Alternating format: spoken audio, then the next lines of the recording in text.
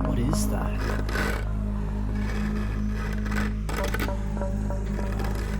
Right.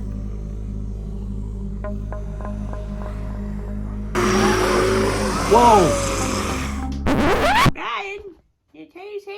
It's getting late. It's a school night. Hurry up. In tonight's episode, as you guessed from the intro, we're going to be looking at the Resident Evil toys by Toybiz. Let's get on with it.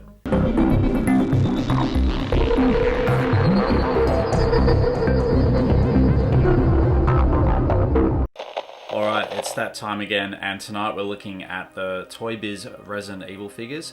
Now, a lot of these figures I had back in the 90s, and were quite a big part of my collection back in the day. I had them all set up on the computer desk all up the top. I had quite a few from Resident Evil 2 and a bit from the first Resident Evil game as well. And these figures were readily available in toy stores back in the day. I wish I'd kept those Resident Evil figures and kept collecting them back in the day, but that's what I love about recollecting your childhood favorites and getting that nostalgia hit. Now, the majority of these figures were made by Toybiz, with the exception of one figure made by a different toy company, and we'll come back to that one later on. Now, as you know, Toybiz is generally known for their Marvel figures such as Iron Man, Spider-Man, X-Men, and lots of other Marvel comic book style figures. A lot of these figures I had growing up as a kid, so I collected a lot of Spider-Man when they first came out and a lot of Iron Man figures. Gee, I wish I still had those figures as well.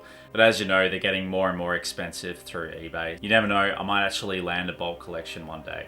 Wouldn't that be awesome? But in 1998, Toybiz started to focus on gaming figures, mainly from series like Tomb Raider and Mario Brothers. But obviously there was a better toy line that came out, and that was based off the Capcom Resident Evil games on the PlayStation. Now, as you know, Resident Evil figures are getting harder and harder to find and more expensive on eBay and whatnot. I was recently also inspired by Theo from Slimehouse TV's documentary on the toys of Resident Evil, and if you haven't seen that already, I'll leave a description where you can find his video. It is an incredible episode. If you haven't already seen it, it will really inspire you not only to play Resident Evil, but to try and track down the Resident Evil figures. So back in July, my good friend Enzo, aka Retro Gamer, gave me this awesome Tyrant figure from the original Resident Evil Toybiz series as well, and thank you very much for that, mate. It is an awesome figure to get not only loose but also on the card as well. Now, recently Enzo contacted me to also let me know that he had a bulk lot of Resident Evil figures. Obviously, being a Resident Evil fan, I had to jump on this deal. I was able to secure this with Enzo and get a lot of my childhood figures back. So let's have a look and see what I got. So first up, we've got Jill Valentine with her rocket launcher, which is looking awesome. Love the different tones of color on this figure with the pale blue and the dark blue shoulder pads and beret as well. Now obviously she's just in one standing mode, so it does look a little odd, but if you're obviously going to be setting them up in a display, that will obviously work well. Now she has a action button on the back, and obviously when activated, moves her head and her left arm as well. Now she's not alone. She does come with the scary web spinner spider. These tarantula spiders scared the absolute crap out of me when I used to play Resident Evil. To be honest, the detail in this is amazing. It would have been cool to have it a little bit bigger to kind of represent in the game when you were sort of playing it. The spiders were huge there. This feature is when you press the top of the head here, back opens up, and it would shoot out tiny little spiders, which were kind of like a rubber mold. Sadly, I don't have those. Nevertheless, it's still pretty cool to get the web spinner into the collection. So that's Jill Valentine and the web spinner from Toybiz from 1998. So up next we have a zombie and a forest sprayer. This zombie's obviously wearing a lab coat, which resembles the level underneath the mansion, and he is incredibly detailed, very grotesque. He's obviously got his rib cage on the front here, got bits of bone and marrow coming off, got muscle teared on the arms here. If you have a look on the back here, he's also got his spine coming through the lab coat in the back here. The same with obviously maggots crawling through the stomach onto his pants as well, with missing parts of ligament on the back there. So that's the lab coat zombie. And this is the forest spire. Looks like it could have been one of the Stars team with the gloves on there. He's very much gone, so you can see a lot of detail in the rib cage here, and the face it's pretty much half gone there. Pretty much his leg has also been ripped open as well. You can see the army tattoo on the back here. Now he also comes with a display as well, which you can prop him up on. You can basically put his legs into this feature here. When you flip the switch, he then rises up with his arms outwards. So that is the zombie and forest spire from Toybiz from 1998.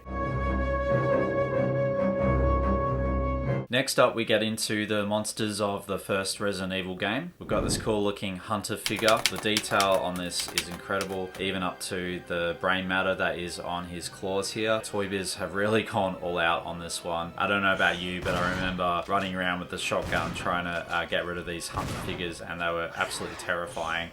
And to get one into the collection, I've never had this one, so yeah, pretty awesome to get that hunter. Now obviously he wasn't alone in the 2-pack. He also came with a Chimera figure, which was also equally disturbing and a pretty crazy creature as well. Now the Chimera is quite a smaller figure compared to the hunter figure. He's also got quite a lot of detail with a bit of, you know, muscle in the leg here. He's got these crazy claws up the top, kind of like I would say cross between a monkey and a spider or something like that. So the Chimera has quite a small feature, but basically you would press this button here and his head would pop off. But really to do that, you kind of have to hold him down, and then his head would sort of pop off with that long string there as well. So there you go, that is the Hunter and Chimera 2-pack by Toybiz from 1998.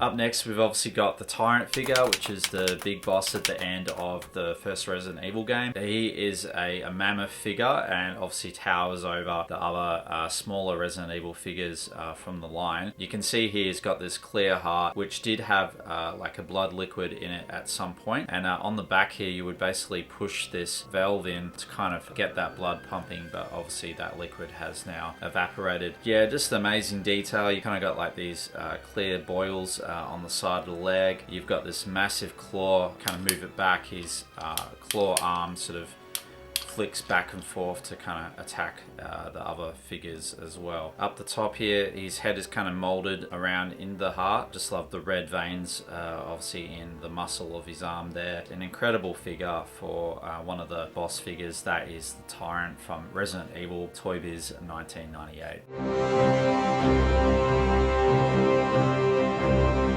Now we're going to look at some of the figures that came out from the Resident Evil 2 series, and originally I had Redfield and the Zombie Cop, which was pretty grotesque, and I also had Leon and the Licker figure, which were great as well. Alright, so let's have a look at some of the figures that we got from the Resident Evil 2 series by Toybiz as well from 1998. So we have Hunk, which is one of my favourite side characters to play in Resident Evil 2, and we also have another zombie which kind of looks resemblance to the original zombie from the mansion. Now the Hunk figure has a action feature on the back here as well, so when you move the switch here, obviously his head and arm move sideways, back and forth. He's obviously got a massive shotgun, which is looking really cool. That is the Hunk figure. And obviously he comes with the zombie figure as well, which just looks grotesque. Again, you can see the detail in the front rib cage here. Part of his head is also exposed up the top here with the brain. He's obviously got maggots crawling through his front guts here and onto the pants as well, onto the shoe. He's obviously got missing ligaments from his bottom leg. His his left arm is completely gone, mainly just ligaments. Yeah, this figure is truly grotesque, and I remember when I first got these, pretty nuts for 1998 by Toybiz. There you go, that is Hunk and a zombie figure from Toybiz Resident Evil 2 1998. Now, the last figure that I have from a Toybiz Resident Evil series is a second version of the William Burke. This is the William Burke G3 to G4 version that you battle at the end of Resident Evil 2 on your train. Yeah, this figure is mammoth, pretty crazy. He's obviously got spike hands at the top here. If we have a look on the back, you can see there's two eyeballs, what looks like hands with claws as well. And this figure is incredible. Got this crazy kind of looking chest piece, which obviously would have teeth that come out, and then his face is also transforming into a even more grotesque monster as well. Now, it does come with a couple other bits, so bear with me as I put this one together. So here you go, this is the William Burke figure, fully transformed into the G4 version of the final boss from Resident Evil 2, and this thing looks grotesque. This figure looks incredible with all the teeth here, and we can see that G4 version has all the fangs coming out from the bottom here, with the head sort of protruding almost like a shark, with more sort of teeth up the top and red eyes. The back arms obviously come around the front as kind of legs, and then you've got these extended arms as well. There you go, that is a William Burke figure from Resident Evil 2, Toybiz 1998.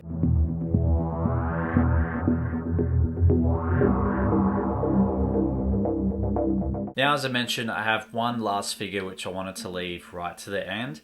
And of course, this is Mr. X from Resident Evil 2. This figure is actually made by a different toy company called Palisades from 2002. So a little bit later than the Toybiz series. As you can see, he's a mammoth figure, and obviously would tower over the Toybiz figures, but I don't mind. He's obviously a massive and tall character anyway in the game, so pretty cool to get Mr. X into the collection as well. Never had this figure. In regards to movability, obviously his waist moves around and his head does swivel a little bit. The really cool details is he's got a little umbrella pin on the top here of his trench coat. He does also have a little case on the side here. Got his cool New Rock boots, which look pretty awesome. And he also does come with this Resident Evil stand, which he would obviously stand on as well. And there you go, that is Mr. X from Palisade Toys from 2002.